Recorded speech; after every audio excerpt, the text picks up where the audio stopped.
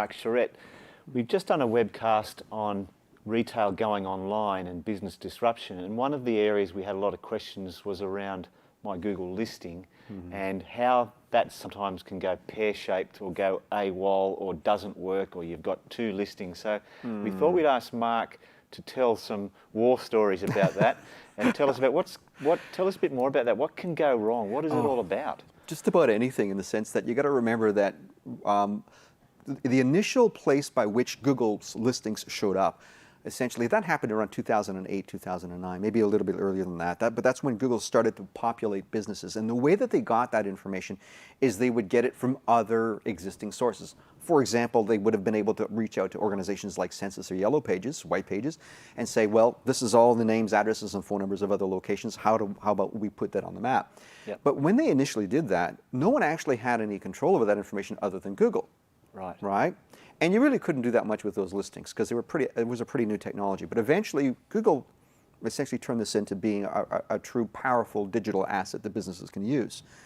And that's when things kind of got a little bit crazy, because most people who became somewhat savvy realized that that's a pretty powerful asset. Yeah. Because Google Maps was the one tool that people were using more and more, even more than even Apple Maps, which still has its rightful place. It's your stuff, it's your information, but Google owns the listing. It's theirs. Yeah. Even after you verify that listing, it's still their data. You have to remember that. We need to respect that. They are a company. Yeah.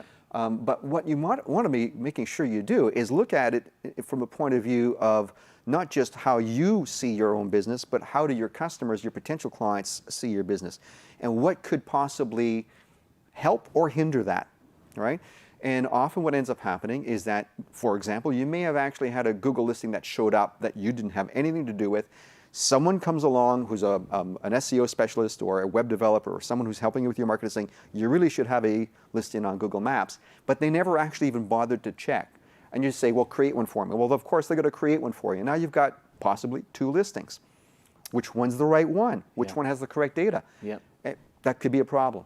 The flip side of that is, imagine if you don't own that listing and one of your competitors decides, you know what, because it can get pretty nasty in some businesses, right? We all know that. Yeah. Imagine if one of your competitors sees that you have an unclaimed listing for your business, and they are wanting to make sure that you don't show up on the map as easily. They may actually be able to say that the pin on the map is in the wrong place if they're sufficiently savvy, and move that pin further away from their business so that they sort of look like they're the only business in that area. That's not an impossibility. It's possible to do that.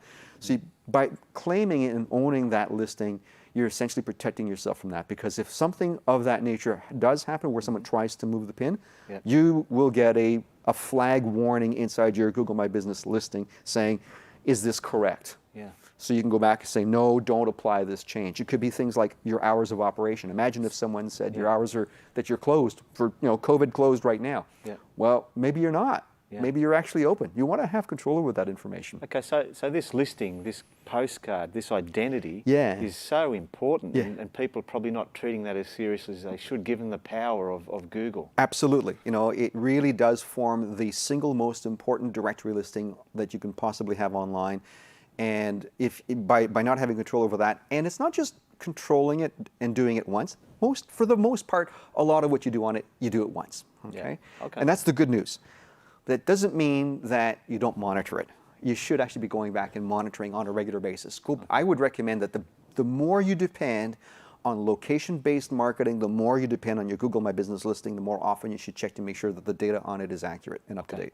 Okay, so just to review then, where do I go to find that listing? I'm sitting in front of my computer, what do I do? First thing you do, go onto Google Maps. Yep.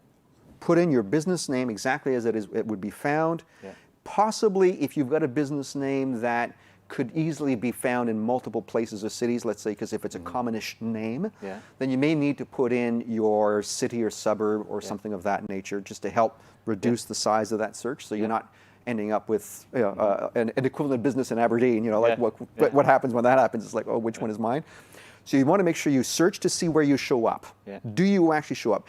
If you already do, and there's a pin on the map, you want to verify whether or not that listing is claimed. Yeah. Now, the way that you do that, and you have to use, if you're using Google Chrome, and I do recommend that you use Google Chrome as your browser for this, Yeah. you go into a version of Google Chrome called Incognito. Yeah. And what that does is it turns off your history of search and any information of that nature.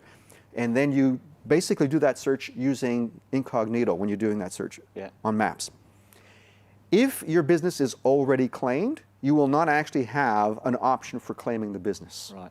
If it is, so basically, but if it's not claimed, so you can actually click on claim this business right there. Yeah. All right. That allows you to then be taken directly to the business.google.com platform Okay. to start the process. So this is the verification process. And what you're saying there is claim the business, wait until you get the contact back from Google before you do any changes. Correct. Now let's just say that you did a search for yourself, Yeah. you didn't show up at all. Yeah. That means you're probably a relatively new business. You opened up shop probably September, October, November, never even thought about Google. It was just one of those things you never thought about. It's now to put yourself on to Google Maps. Yeah. Well, I would still do the search just in case someone else, because it's not impossible for someone else to have put your business listing up, a client who thought they were doing you a favor. Yeah. So I would still do the search, but if you don't show up, then you would go directly to the business.google.com website and register your business and claim it all in one process. Okay. All right. Okay. Thank you so much, Mark. That's a great tip for all of us. I think the first thing many of us will do, we'll go and check our listing, Check go your to listings. Google Maps and check that we're listed. All right. Thanks very much, Mark. Thanks for that little update. And that's all for now. Thank you.